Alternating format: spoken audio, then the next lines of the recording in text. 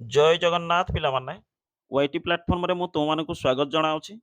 ତେବେ OSSC ବା Odisha staff selection commission ତରଫରୁ ଏକ ଇମ୍ପୋର୍ଟାଣ୍ଟ ଇନଫର୍ମେସନ୍ ରହିଛି ତୁମମାନଙ୍କ ପାଇଁ। ଏବେ କ'ଣ ରହିଛି ଇନଫର୍ମେସନ୍ ଡିଟେଲ୍ ଚାଲ ଦେଖିନେବା। ଡେଟ୍ ମଧ୍ୟ ତୁମେମାନେ ଦେଖିବାକୁ ପାଉଥିବ କି 10/3/2025 ଏବଂ ସବଜେକ୍ଟ ଯଦି ଦେଖିବା ଡିଟେଲରେ ତେବେ ରହିଛି କି detail notice regarding the conduct of main return examination and mathematics test of combined graduate ଲେବୁଲ୍ ରିକ୍ରୁଟମେଣ୍ଟ ଏକ୍ଜାମିନେସନ୍ 2024।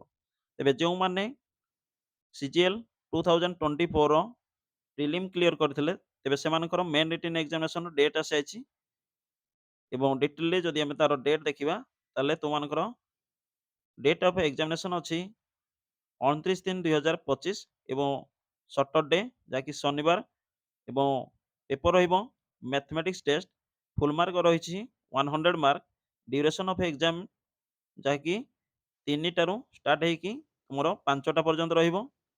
ତା ସହିତ ଯଦି ଦେଖିବା 100 କ୍ୱେଶ୍ଚିନ୍ ରହିବ ଏବଂ 100 questions will be MCQ type carrying 1 mark is to be held in OMR sheet. ତେଣୁ ଇଏ ଥିଲା ତୁମମାନଙ୍କର 29 March 2025।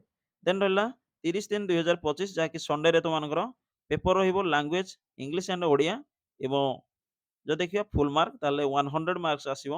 Duration of exam 10ଟାରୁ start ହେଇକି ତୁମମାନଙ୍କର 12ଟା ପର୍ଯ୍ୟନ୍ତ ଚାଲିବ ଯାହାକି 120 ମିନିଟ୍ ଏବଂ 80 questions will be MCQ type carrying 1 mark is to be held in OMR sheet.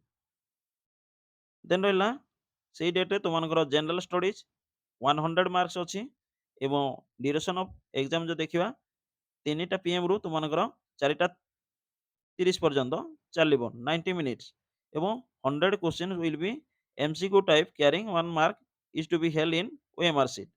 ତ ଇଏ ଥିଲା ଇମ୍ପୋର୍ଟାଣ୍ଟ ଇନଫର୍ମେସନ୍ ଏବଂ ଏହାର ଆଡମିଟ୍ କାର୍ଡ ଏବଂ ସବୁଠାରୁ ଇମ୍ପୋର୍ଟାଣ୍ଟ ରହିଲା କ'ଣ ନା there shall be negative marking 0.25 for each wrong answer for MCQ type questions. ତ ଏଠି ନେଗେଟିଭ୍ ମାର୍କିଂ ଅଛି 0.25।